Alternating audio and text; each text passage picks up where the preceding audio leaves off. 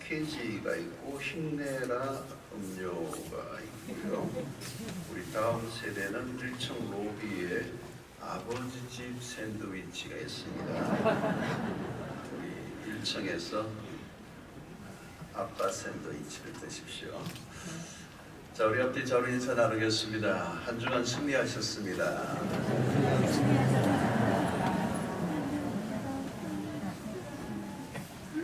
자, 한 주간 이제 몸에 배었죠.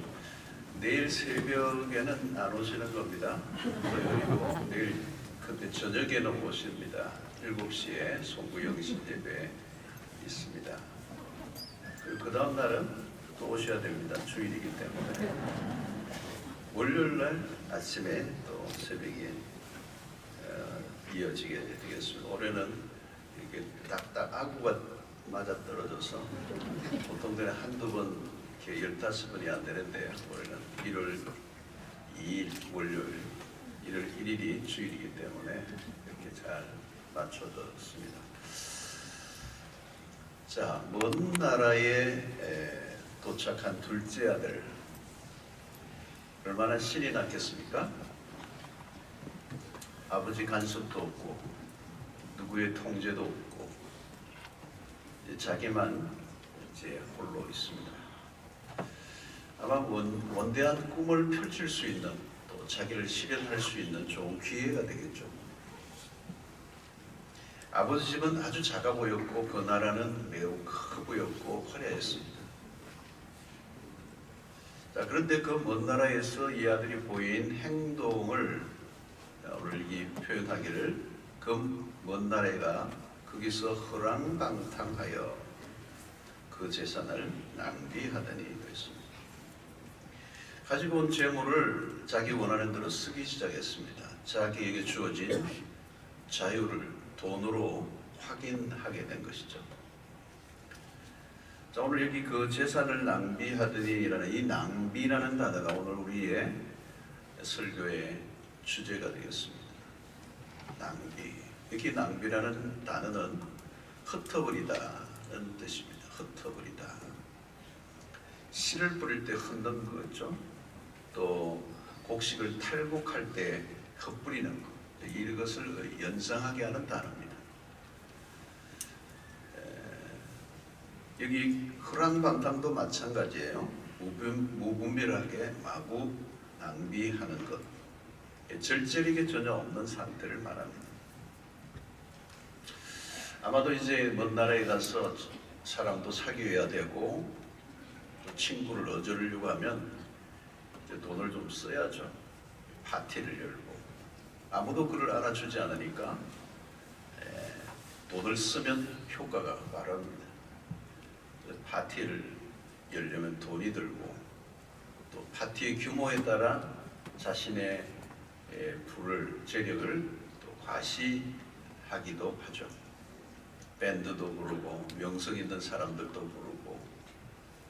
부자와 나사로 얘기 보면 부자가 날마다 잔치를 베풀었다고 했어요. 날마다 매일 연회를 배설했다. 부자는 파티를 엽니다. 그리고 돈을 가지고 있으면 친구들이 몰려오죠. 그리고 자신이 주인공이 되고 어딜 가나 박수를 쳐주고 그런 킹카가 됩니다. 아마 그런 계속 돈의 위력을 이제 경험했겠죠. 여러분, 돈을 쓸 때 보면 돈을 쓸 때 우리는 하나님이 된 느낌을 가집니다. 돈을 가지고 있으면 선택의 폭이 넓어집니다. 무엇이든지 원하는 대로 고를 수가 있습니다. 선택할 수가 있습니다. 그때 우리는 전지전능을 경험하죠. 내가 왕이 된 것입니다. 그래서 여러분, 돈을 가지면 신기하게 우울감이 생깁니다. 돈을 많이 가지면 우울감이 생기고 자신도 모르게 교만해집니다. 자신도 모르게 교만해져, 돈을 가지면. 그래서 돈을 가지는 순간 어깨가 쫙 펴집니다. 정형외과 가서 교정을 안 봐도 됩니다. 성형을 안 해도 됩니다. 얼굴도 펴집니다. 하나님의 자리에 돈이 앉아있죠. 돈은 사람 위에서 군림을 하는 것입니다. 돈은 상품만 구매하는 것이 아닙니다. 사람도 매수할 수 있습니다. 돈은 귀신도 부린다고 합니다. 모든 것이 돌아가게 하는 힘은 돈입니다. 돈으로 사람을 내 편으로 만들 수도 있습니다. 여러분 언론에 떠도는 모든 얘기가 다 돈 아니겠습니까? 돈으로 얼마든지 사람들을 움직입니다. 자, 아버지 집을 떠난 사람은 공허합니다. 그 공허를 채워야죠. 그래서 이 인간의 공허를 채우는데 돈은 일조를 하는 것입니다. 공허함과 불안정한 삶을 달리기 위하여 즐거움을 찾습니다. 돈을 사용할 때 즐거움이 옵니다. 소비는 만족과 즐거움을 제공해 주죠. 자, 오늘 현대 문화의 핵심 중 하나는 소비주의입니다. 소비하는 사람은 돈을 계속 써야 합니다. 기업들은 상품을 만들어내며 소비의 유토피아를 약속합니다. 쇼핑몰의 기획 행사들은 사람들의 욕구를 채워주기 위해서 매우 성실하게 일을 합니다. 신상품들은 소비자들을 새로운 낙원으로 인도하죠. 광고를 보면 이보다 더 나은 것은 다시는 나오지 않습니다. 지금입니다. 다이어트 이것으로 끝. 주름살 제거, 크림, 젊음을 약속합니다. 바르는 순간 20년은 젊어 보이게 합니다. 기쁨과 소망을 안겨주겠다고 약속합니다. 이 소비자들은 강한 믿음으로 반응합니다. 현대인들은 쇼핑몰 안에서 길을 잃습니다. 값비싼 상품 앞에서 인간의 자아는 매우 작아지게 되겠습니다. 욕구의 자극을 받고 나면 지갑은 활짝 열립니다. 공허함이 클수록 소비는 늘어납니다. 월드컵이 열릴 때도 그 많은 관중들이 어디에서 모였을까? 그 자국에 그냥 꽉 찼어요. 현지에 직접 가서 먹고 마시며 직관을 하는 사람들이 많습니다. 돈이 얼마나 드는지는 중요하지 않습니다. 스포츠에 열광하고 실컷 즐기고 돌아옵니다. 여러분 소비 욕구가 강할까요? 소비주의 시대의 소비 욕구는 누가 강할까요? 사실은 가장 소비 욕구가 강한 사람은 춥고 배고픈 사람입니다. 돈이 많은 사람은 소비 욕구가 오히려 적습니다. 왜? 돈은 언제든지 내가 있기 때문에 쓸 수 있기 때문에 그렇습니다. 돈이 없는 사람은 돈이 들어오는 순간 돈을 써야 합니다. 왜 그렇죠? 돈이 언제 나를 떠날지 알 수 없기 때문에. 불안한 것입니다. 돈이 사라지기 전에 써야 돼요. 나는 돈은 없는데 물가는 자꾸 올라가요. 불안한 겁니다. 빨리 써야 돼요. 그러나 돈이 많은 사람은 언제든지 쓸 수 있습니다. 조급할 필요가 없습니다. 그렇기 때문에 오히려 덜 소비적입니다. 삼성 이재용 회장이 공항 패션이 최근에 신문에 났습니다. 아주 싼 잠퍼를 입었다는 거. 그렇죠. 그가 브랜드를 따질 이유가 없습니다. 그 자신이 브랜드 이상입니다. 싼 것을 입고 나온 것은 그의 자신감이겠죠. 여러분 돈이 많으면 자기를 부자라고 요란하게 자랑하지 않습니다. 옷도 대충 입습니다. 이 빈티지 같은 옷을 좋아합니다. 이 빈티지는 오래되어 낡아 보이는 옷입니다. 이상하게도 부자가 그 빈티지를 입으면 멋있어 보여요. 그런데 돈이 없는 사람이 그 빈티지를 입으면 진짜 없어 보입니다. 신기해요, 신기해. 이 부자는 배가 늘 부르기 때문에 소비에 쫓기지 않습니다. 소비하기보다 투자를 합니다. 그래서 부자는 더 부자가 되고 가난한 사람은 더 가난해지는 거죠. 아버지를 떠난 사람은 가난한 사람입니다. 아무리 가지고 있어도 부족합니다. 늘 부대끼고 늘 쫓기고 늘 불안함이 있습니다. 그래서 끊임없이 써야 합니다. 그래서 그에게는 돈이 필요했고 아버지의 재산을 강탈하듯이 빼앗은 이유가 그게 있습니다. 자, 둘째 아들은 자신이 살고 싶은 나라에 와 있습니다. 그가 원했던 삶입니다. 자유를 만끽했습니다. 돈을 사용하면서 자유를 누렸습니다. 이보다 더 좋을 수가 없어요. 그 먼 나라가 천국과 같았습니다. 그래, 이거지. 진짜 올 걸 그랬어. 내가 바라던 삶이 바로 이거야. 사람들은 돈의 위력을 압니다. 돈은 또 다른 종교예요. 조금 전에도 우리가 주사랑이 나를 숨쉬게 해 찬양했죠. 그러나 만몬의 신을 섬기는 사람들은 현금이 나를 미소 짓게 해요. 오래간만에 만난 부모님도 돈입니다. 여러분 머플러 그런 거 사가지 마십시오. 돈을 들이십시오. 얘야 이거 뭘 사오냐. 돈을 넣어주지. 화가 잔뜩 난 사춘기 자녀들도 용돈 앞에서는 부드러워집니다. 아무리 토라진 아내도 현금 아니면 멋진 가방을 하나 선물하면 금방 치유와 회복이 일어납니다. 기도를 하면 응답이 늦은데 현금은 효력이 빨리 나타납니다. 새벽 기도 갔다 와서는 왠지 몸과 마음이 무거웠는데 적금 타는 날은 몸과 마음이 그렇게 가볍고 즐거워질 수가 없어. 내가 사는 아파트 값이 올랐다는 정보를 얻는 순간 영혼의 깊은 침체에서 벗어납니다. 하나님에 대한 믿음은 오래 걸리는데 돈에 대한 믿음은 금방 생깁니다. 돈은 나의 목자시니 내게 부족함이 없으리라. 내가 돈 안에 돈이 내 안에 있으면 무엇이든지 원하는 대로 이루어지리라. 돈을 떠나서는 너희가 아무것도 할 수 없나니. 어디서 많이 들었던 구절이죠. 하나님과 돈을 바꾸며 영락없이 비슷합니다. 오늘날은 스마트폰 시대입니다. 스마트폰은 결제가 가능하죠. 요즘은 이것으로 다 결제가 됩니다. 그래서 외출할 때도 주님은 동행하시지 않아도 큰 문제가 없지만 스마트폰은 반드시 나와 동행해야 합니다. 그 핸드폰이 나와 함께하고 있다는 임재의식은 평안을 줍니다. 여러분, 자본주의 세상에서 돈보다 더 지존은 없습니다. 모든 것은 돈으로 결론이 납니다.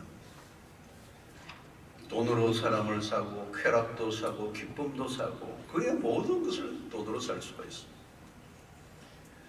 오늘 우리는 개인이 왕이 된 시대입니다. 사고 싶은 옷, 다니고 싶은 곳, 그리낌이 없습니다. 자신의 자유를 구속할 사람은 지금 아무도 없어요. 나는 왕입니다. 그것을 가장 실감하게 하는 것이 돈이라는 것입니다. 개인의 만족과 기쁨과 개인의 감정, 상태까지. 오늘 우리 시대는 불만족을 견디지 못합니다. 불만족한 상황을 견디지 못합니다.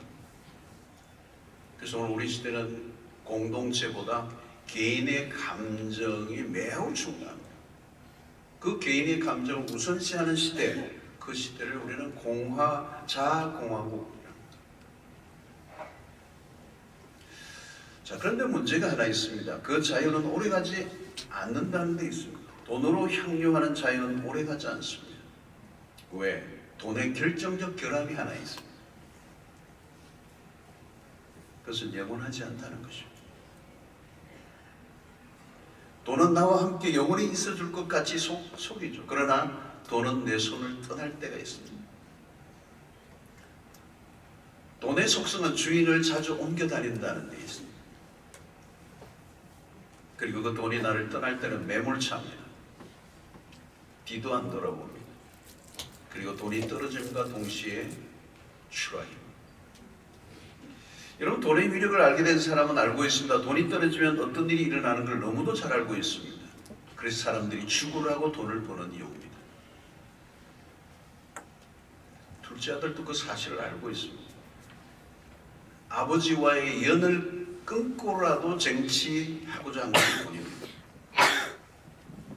그 돈이 그런데 거의 바닥을 치고 있습니다.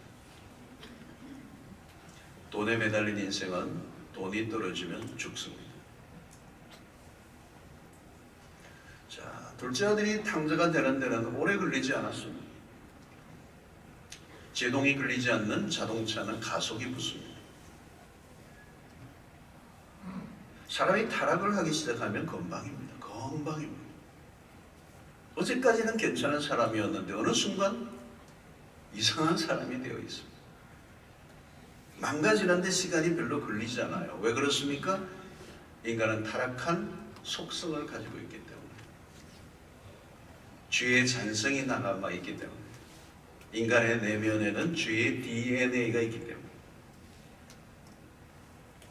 여러분, 우리가 죄인이라는 것을 어떻게 알 수가 있습니까? 거룩하게 성화되는 데는 시간이 너무 오래 걸려요. 일평생 걸려도 조금 성화되는 거예요. 어떤 때는 성화가 과연 가능한가라는 질문을 던질 때도 있습니다. 과연 가능한 일인가, 성화가? 그렇게 오래 큐티하고, 그렇게 오래 교회를 다니고, 그렇게 훈련을 받고, 그렇게 온갖 과정을 다 받았는데도 조금 변합니다. 좋은 사람 곁에서 잘 안 배웁니다. 그런데 속물이 되는 데는 시간이 걸리지 않아요. 나쁜 사람의 행동은 너무 잘 따라합니다. 영어를 배울 때도 욕은 암기가 그렇게 잘 돼요. 노래 갈 필요도 없습니다. 인간은 죄를 지을 가능성이 높습니다. 아니, 죄를 지을 준비를 항상 하고 사는 것과 같습니다. 우리가 이렇게 특세까지 참여하지만 어느 순간 전혀 다른 모습으로 얼마든지 변질이 될 수 있는 위험성은 우리 모두에게 있습니다. 자, 둘째 아들의 낭비의 문제는 무엇입니까? 지금 누리고 있는 것이 아버지로부터 왔다는 것을 그는 모르고 있습니다. 아버지로부터 오지 않은 게 하나도 없습니다. 세상의 모든 것은 하나님으로부터 온 것입니다. 우리가 만든, 인간이 만든 문명이라고 자랑을 합니다. 그럴까요? 아닙니다. 모든 것은 유에서 유가 나온 거지 무에서 유가 나온 게 아닙니다. 그 유에서 유를 만들어내는 것은, 그 유는 뭘까요? 하나님으로부터 온 것입니다. 모든 소재의 원천이 하나님입니다. 뭐 옷을 아무리 잘 만들어 봐야 그 원재료가 없으면 못 만드는 겁니다. 인간이 발명은 한다지만 창조는 할 수가 없습니다. 인간이 문명을 개발했다고 하지만 그 지혜가 어디로부터 온 것입니까? 하나님이 주신 지혜입니다. 그 두뇌, 그 탁월한 두뇌, 그 어디에서 온 겁니까? 그냥 하늘에서, 땅에서 나온 게 아니라 하늘에서 떨어진 게 아니라는 거죠. 여러분, 내가 능력이 있어서입니까? 아닙니다. 하나님이 능력과 재주와 재능을 주신 겁니다. 과학이 발견해낸 원리들이 어디로부터 온 것입니까? 모두 하나님으로부터 온 것입니다. 진짜 과학자는 하나님을 믿습니다. 자, 문제는 뭐예요? 잘못 사용하는 것입니다. 내가 주인이 되어 마음대로 사용하는 게 문제. 이게 타락입니다. 타락이 딴 게 아닙니다. 자기 마음대로 쓰는 게 타락입니다. 아버지로부터 왔다면 아버지의 뜻대로 쓰는 것이죠. 잘못된 방식으로 돈을 사용하면 찾아오는 증세가 하나 있습니다. 지루해집니다. 여러분, 현대인들은 이 지루함을, 식상함을 견디지 못합니다. 근데 어떤 것도 식상해집니다. 아무리 좋은 것도 식상해집니다. 그러면 이 식상해지는 간격이 나중에는 점점 짧아져요. 근데 지루해지면 끝내야 하는데 그렇지 않아요. 인간은 더 만족도를 높이고 싶어 합니다. 그래서 높이는 데까지 높이죠. 할 수 있으면 돈으로. 그런데 어느 순간 한계가 옵니다. 더 이상 높일 수 없을 때가 온다. 그때부터 급속하게 망가집니다. 더 이상 갈 곳이 없는 상태에 도달하면 사람은 미칩니다. 그래서 돈으로 세운 왕국은 모래성과 같습니다. 한순간에 무너져. 한순간에 비참해집니다. 여러분, 아버지의 유산을 받은 아들은 그 재산을 잘 관리하고 그 아버지의 뜻에, 그 아버지의 유지에 합당하게 관리하고 그 가문을 일으켜야 될 책임이 자녀에게 있습니다. 상속을 받았다고 자기 마음대로 쓰는 것은 아버지에 대한 불효요. 아버지가 남긴 그 모든 것을 부정하는 것입니다. 그런 유산을 받음으로 아버지와의 관계를 끊었습니다. 여기에서 문제가 생깁니다. 그리고 그 아버지의 재산을 자기의 소유로 여겼습니다. 그러니 흥청망청이 될 수밖에 없습니다. 그 돈이 땀 흘려 번 돈이 아닙니다. 여러분, 자신이 대가를 지불하고 얻은 돈과 그저 주어진 돈은 하늘과 땅 차이입니다. 요즘 유산 문제가 첨예한 이슈죠. 부모들이 자녀들의 그에게 유산을 물려받습니다. 자, 여러분, 돈이 별로 없으신 가정은 별로 해당이 안 되겠지만 돈이 있는 가정은 이게 이제 심각합니다. 형제들이, 그 자녀들이 그 유산을 가지고 암투가 벌어집니다. 우리 교인들 가운데도 그런 가족 간에 여러 얘기들이 들어오기도 합니다. 부모 생전에도 싸우지만 장례식장에서도 유산 문제로 전쟁이 벌어져요. 장례식 하다가 뒤집어지기도 합니다. 그러니까 부모의 유산이 자녀들의 삶에 긍정적 영향을 줄 가능성이 매우 낮습니다. 도리어 자녀들의 삶을 불행하게 만드는 요인이 되는 것이죠. 부모가 떠난 이후에 자녀들 간에 참으로 불행한, 안타까운, 비극적인 일들이 자주 일어납니다. 참 돈은 무서운 것 같아요. 여러분, 지혜로운 방식이 하나 있습니다. 생전에 자녀들과 유산 문제를 의논할 필요가 있습니다. 요즘은 부모 마음대로 기부하는 것도 법적인 투쟁의 요소를 안길 수 있습니다. 자녀들이 받을 권리를 주장하면 문제가 되는 판례가 생겼습니다. 이게 그 부모가 마음대로 처분하는 것도, 기부하는 것도 어려움이 생겼어요. 여러분, 죽고 난 다음에 돈은 내 돈이 아닙니다. 나와 아무 상관이 없이 돌아갑니다. 중요한 것은 살아있을 때 그 돈을 의미 있게 사용하는 거예요. 멋진 곳에 기부하는 것입니다. 멋지게 사용하는 것입니다. 단 자기 마음대로 하는 게 아니라 자녀들과 의논하면 좋습니다. 자녀들과 의논하고 함께 그 부모의 생각을 지지하게 함으로 부모만이 아니라 자녀도 아름다운 기부에 함께 동참하는 기쁨을 맛보도록 하는 것입니다. 부모와 자녀가 마음을 모아 선한 일에 기부한다면 부모의 남은 생애도 아름답고 그 정신을 물려받은 자녀들의 미래도 축복이 될 수밖에 없습니다. 굉장히 비싼 팁을 여러분들이 알립니다. 물론 돈이 없는 분에게는 상관이 없습니다만. 물론 재산을 모두 다 기부가 아니라 일정한 유산은 자녀에게 줄 수 있어야 합니다. 유대인들은 부자가 돈을 남기고 죽는 것은 수치로 여겼습니다. 자, 유산 얘기가 왜 나옵니까? 자신의 눈물과 땀이 묻지 않은 돈이 수중에 들어갈 때 낭비될 가능성이 높다라는 얘기를 하는 거죠.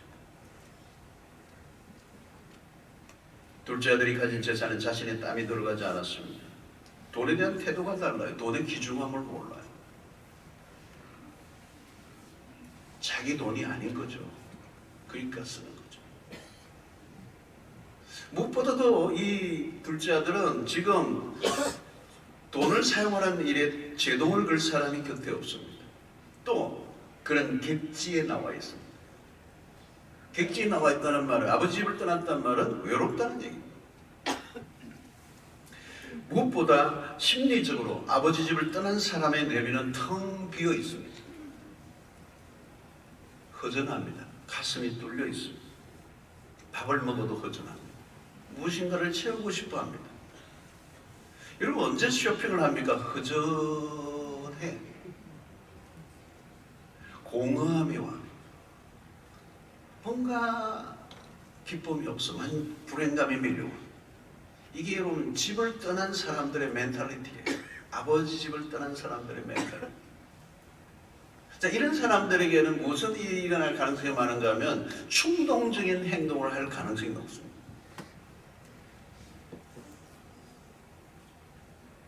이 충동성을 가지고 있는 사람이 돈을 가지고 있으면 이거 어디로 가요? 낭비로 가는 것입니다. 그때 세상은 사람들을 충동합니다. 오늘날 소비주의 세상은, 오늘의 문화는 사람들을 충동하고 자극하고 돈을 쓰도록 유혹합니다. 충동적이게 되면 계산력이 떨어집니다. 판단력이 떨어집니다. 돈을 물쓰듯 쓰게 되는 것입니다. 특히 처음 마주치는 이 먼 나라는, 아들이 마주친 먼 나라는 환상적인 세계입니다. 새로운 세계입니다. 판타지로 가득합니다. 사람을 몽롱하게 합니다. 판단력이 상당히 흐려집니다. 자기가 살던 동네는 명품점이 없었습니다. 이전에 보지 못하던 것들이 눈에 띕니다. 모든 게 신기해. 별천지. 돈을 얼마든지 쓰도록 세상을 세팅되어 있습니다. 이런 충동성과 허세가 만나면 약이 없습니다. 돈이 있는 대로 다 쏟아지게 됩니다. 그리고 탕진하는 데는 시간이 오래 걸리지 않습니다. 바닥이 나는 것은 한순간입니다. 밑빠진 독에 물을 붓는 것이죠. 이런 사람들은 돈을 쓰는 게 아니라 뿌린다. 여러분, 형이 나중에 동생을 향해 아버지에게 고발하듯이 한 얘기가 이거예요. 아버지의 재산을 장녀들과 함께 삼켜버린 자. 그랬어. 형은 동생의 사생활을 다 알고 하는 소리인지는 알 길이 없습니다. 근거는 있지만 물증은 없습니다. 그러나 그동안의 그의 행적을 보면 그렇게 살았을 가능성은 높습니다. 아버지의 재산을 장녀와 함께 삼켜버린 자, 꼴꺽 삼켜버린 자. 한순간에 모든 돈이 사라지고 말았다 하는 것입니다. 그러는 정도로 인간은 갈 때까지 갑니다. 더 이상 잃을 것이 없는 상태까지 갑니다. 바닥. 그리고 이 돈만 붙들고 살던 사람은 돈이 떨어지는 순간 더 비참해 보입니다. 돈으로 꾸며온 품위는 금방 추하게 전락하는 것입니다. 자, 우리는 물질적으로 풍요한 시대를 살고 있습니다. 그러나 그 풍요가 가져다 준 것은 우리 인간 내면의 피폐함. 보십시오. 오늘 우리 시대는 어느 때보다 정신적으로 황폐한 시대입니다. 신음하고 있습니다. 무엇인가 있는 것 같은데, 뭔가 가진 것 같은데 아무것도 없어. 이게 오늘 이 둘째 아들의 자아상입니다. 여러분, 하나님을 모시고 있는 사람에게 돈이 주어지면 그 돈은 의미 있게 쓰여질 수 있습니다. 그러니까 하나님이 계셔야 물질도 복이 됩니다. 하나님이 빠지면 주어진 복도 복이 되지 않습니다. 하나님 분명히 복을 주셨는데, 복을 주셨어요. 그런데 신앙을 그 순간부터 잃어버려. 그러면 그 복은 그 순간부터 빠져나가기 시작해요. 하나님을 떠난 순간 인간은 복과 이미 멀어져 있어요. 그 돈이 있는 동안에만 순간적으로 자기가 복을 누리는 것처럼 착각하는 걸 보는 거예요. 소진되어 가는 거죠. 소진. 진액이 빠져나가는 것 같아요. 풍요가 아니라 결핍으로 가는 것입니다. 하나님을 떠난 인생.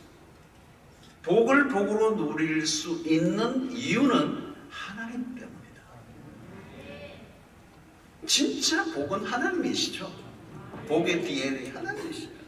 모든 복과 생명의 근원은 하나님과 함께 하는 것이죠. 하나님과 함께 살아가는 삶이라는 거죠. 그런데 이것을 깨닫는데 시간이 너무 오래 걸려. 어떤 사람에게 너무 오래 걸려. 죽기 직전에 깨닫는 사람들. 자, 사랑하는 성도 여러분, 물질을 어디에 사용할 것인가? 탕자는 돈을 어떻게 사용하는지를 모르고 돈을 가졌습니다. 여러분, 돈을 버는 게 중요한 게 아니라 돈을 어떻게 쓸 것인가를 배워야 합니다. 여러분 생각에 발상하면 전화해 보세요. 내가 어디에 쓸 건가를 고민을 더 많이 하셔야 돼요. 어떻게 벌 건가? 어떻게 돈 많이 번 사람은 막 너무 많습니다. 어떻게 쓰느냐를 알지 못하고 벌면 그 복은 화가 되는 것입니다. 돈은 화가 되는 것입니다. 그래서 이 물질의 방향이 인생의 방향입니다. 물질이 가는 곳을 보면 미래가 보입니다. 통장에 무엇이 가장 많이 찍혀 있느냐? 내 옷, 드레스 이렇게 하면 당장의 만족을 위해 소비할 것인가, 미래를 위해 투자를 할 것인가. 여러분, 신앙 상태를 보려고 하면 헌금 보면 압니다. 헌금을 보면 신앙이 보입니다. 틀림없습니다. 요즘 시대는 뭐 딴 거 볼 거 없습니다. 뭐 오만 걸 다 해도 헌금 상황을 보면 그게 신앙입니다. 하나님과 재물을 겸하여 섬길 수 없다고. 그것을 언제 테스트합니까? 헌금할 때죠. 언제 하겠습니까? 그 사람의 우선순위가 어디에 있는지, 무엇을 좋아하는지, 하나님을 사랑하는지, 세상을 사랑하는지. 여러분, 시간과 돈과 건강이 있을 때 어떻게 사는가를 보면 보통 그렇잖아요. 시간이 있으면 돈이 없고, 돈이 있으면 시간이 없고, 시간과 돈이 있으면 젊음이 없고. 예수님이 정확하게 지적하십니다. 마태복음 6장 20절에 오직 너희를 위하여 보물을 하늘에 쌓아두라. 너희를 위하여 보물을 하늘에 쌓아두라. 21절에 뭐래요?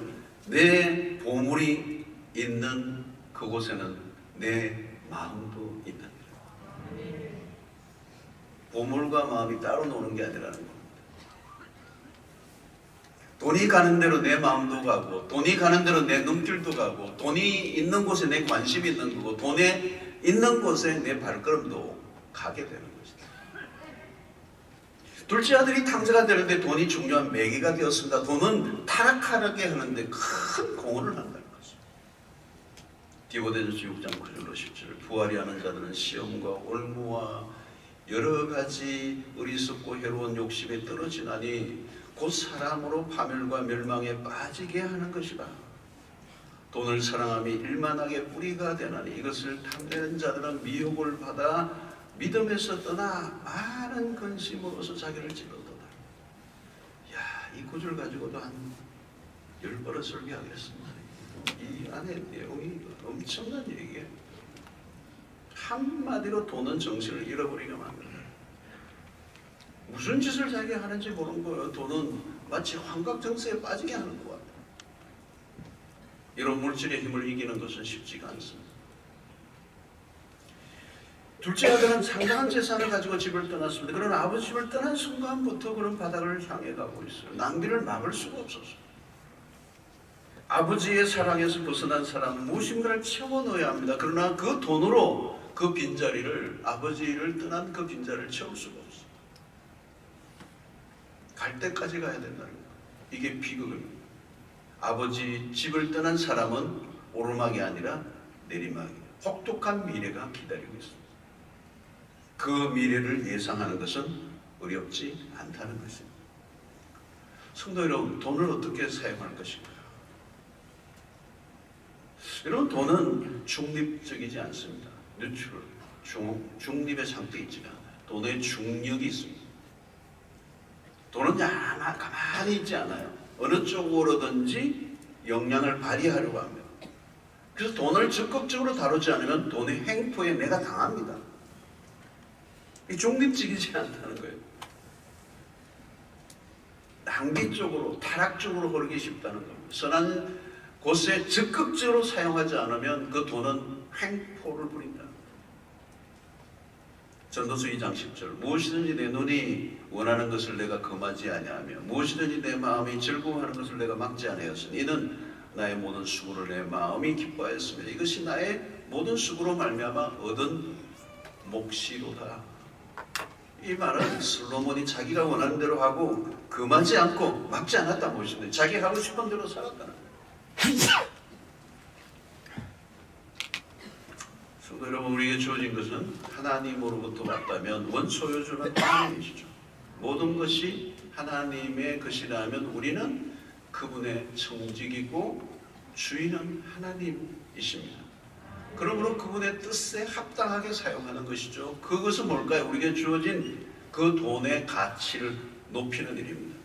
그 돈의 가치를 높이는 가장 중요한 일은 생명을 살리는 일에 적극적으로 사용하는 것입니다.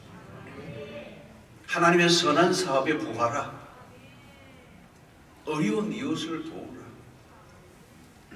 여러분, 교회적으로 하는 일에 동참하는 것은 물론이지만 더 중요한 것은 개인적으로 은밀하게 물질을 선한 일에 끊임없이 적극적으로 자기의 환경에 맞게 흘려보내는 일. 여러분, 이 남을 돕는 것은 자신이 사는 길입니다. 그 사람을 살리는 게 아니라 나를 살리는 것. 선한 일을 위해 액수와 상관없이 계속 나누어 주는 삶이 자연스럽게 내 몸에 배어 있어요.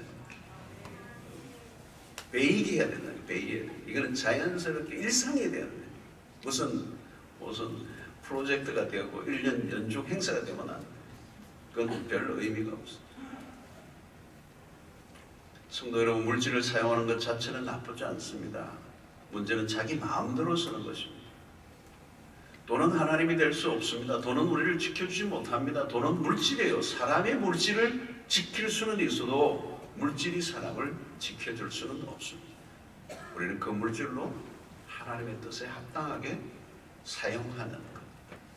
그것은 내가 끊임없이 모든 개념보다 나누고 베푸는 이 모두로 우리의 삶을 전체적으로 옮겨놓지 않으면 돈은 흉기가 되는 것입니다. 자, 이제 결론적으로 이 아들이 재산을 탕진한 것만 보면 안 돼요. 우리는 이 낭비라는 단어, 무엇이 진짜 낭비일까 하는 것입니다. 여러분, 돈은 잃었다가도 다시 또 벌 수 있습니다. 복구가 가능하다는 거예요.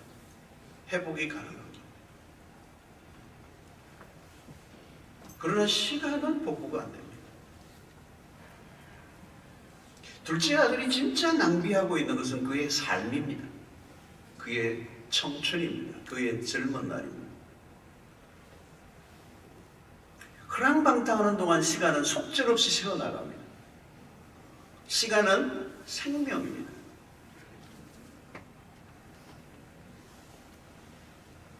아버지의 재산을 강탈한 그가 이제는 자신의 시간을 강탈당합니다.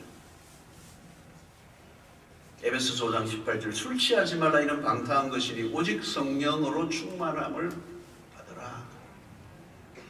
술 취하지 말라. 술 취하는 것은 방탕한 것이다. 방탕이 무서운 것은 시간이 속절없이 날아가 버린다.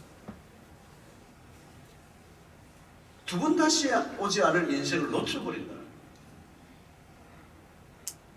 둘째 아들의 삶이 낭비되고 있는 것. 의미를 위해 씨를 뿌리고 있는 게 아니라 그냥 공중에 흩뿌리고 있는 것이죠. 성도 여러분, 목적과 방향을 잃으면 삶은 소비적이게 되고 쓸데없는 것에 자신의 시간과 삶을 다 탕진해버립니다. 의미 없는 일에 시간을 소모하고 맙니다. 가장 무서운 소비는 돈이 아닙니다. 돈을 엉뚱한 데 쓰느라 낭비된 그 인생이 소비되는 것입니다. 여러분, 사람들이 열심히 일을 합니다. 일하고 얻은 대가로 뭘 합니까? 열심히 뭔가를 구입하고 소비합니다. 더 좋은 것을 구입하고 소비하려면 더 많은 시간이 일을 해야 합니다. 결국 돈을 소비하기 위해 자신의 삶이 소비되고 있다는 것을 모릅니다.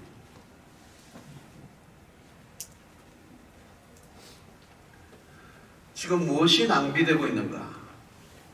진짜 귀중한 생명은 어디에 바치고 있는가?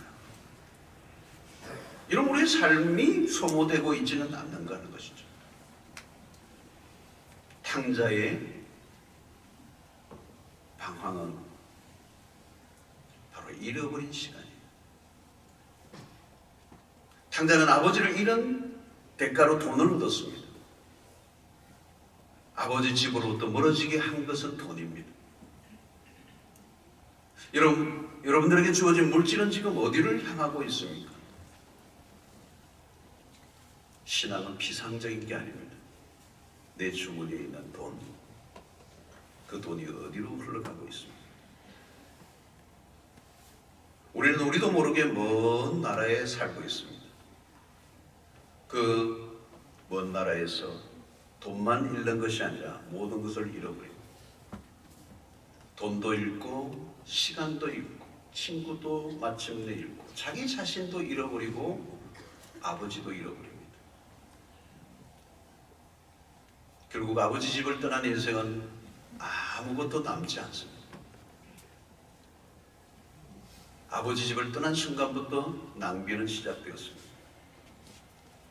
아버지를 떠나면 그 삶은 마이너스로 바뀝니다. 결국 흐무거기 되는 것이죠. 이것을 우리는 반역의 종말이라고 얘기합니다. 아버지에 대한 반역의 종말. 한 번밖에 없는 인생을 우리는 살고 있습니다. 여러분들은 지금 어디에 있습니까? 그리고 어디로 가고 있습니까?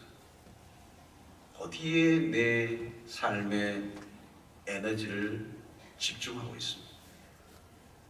오늘 한 번밖에 없는 인생을 살아가는 우리 모두가 소진될 수도 있고 우리의 삶을 가장 가치 있고 의미 있는 일에 우리의 삶을 드릴 수도 있습니다. 먼 나라, 아버지 집을 떠난 그 삶은 결국은 소진되는 인생이에요. 낭비되는 인생으로 끝날 수밖에 없는 운명이었습니다.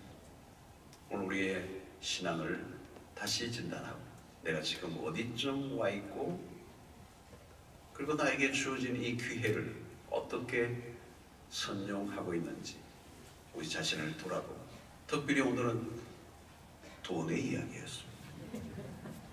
이 돈이 내 청춘, 내 인생 전체를 말아먹을 수 있는 흉기가 될 수 있다는 사실을 기억하고 아름답고 복된 일에 하나님의 선하신 뜻을 위하여 그 주인 대신, 우리의 왕 대신, 우리의 모든 것을 다스리시고 통치하시는 그 주님의 뜻에 합당하게 우리의 삶을 올려드릴 때 하나님은 우리에게 더 놀라운 것들로 부어주시고 또 부어주시고 부어주실 줄로 믿습니다.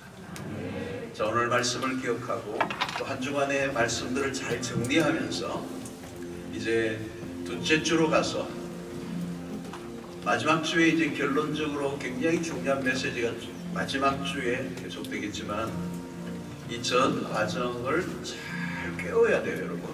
전 과정을 잘 깨우셔야 되고, 그 단계마다 나에게 주어진 메시지에 반응하시고 좀 잘 우리가 기도로 정리를 하셔야 돼요. 그래서 마지막에 주시는 여러분, 우리는 이 메시지를 들으면서 영락없이 내가 탕자라고 하는 사실을 확인하셔야 돼요. 이 이야기에 빠져나가 버리시면, 빨리 빠져나가시면 의미가 없어져요.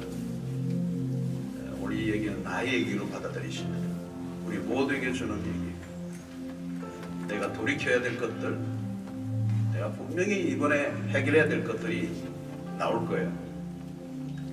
우리는 집을 떠난 사람들, 완전히 돌아가기까지는 시간이 걸리겠죠. 오늘 아침 우리에게 주시는 말씀들, 인생이 자칫하면 허무하게 끝날 수 있습니다. 우리를 속이는 것들이 너무 많습니다. 우리는 잘 속습니다. 아니, 속는 줄 알면서도 거기를 갑니다. 오늘 우리의 눈을 열어주시고 오늘 우리의 삶을 다시 한번 재정돈하고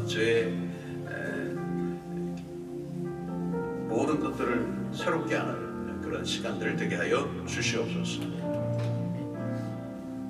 우리 함께 주여 외치며 기도하며 하나님 앞에 나가겠습니다. 주여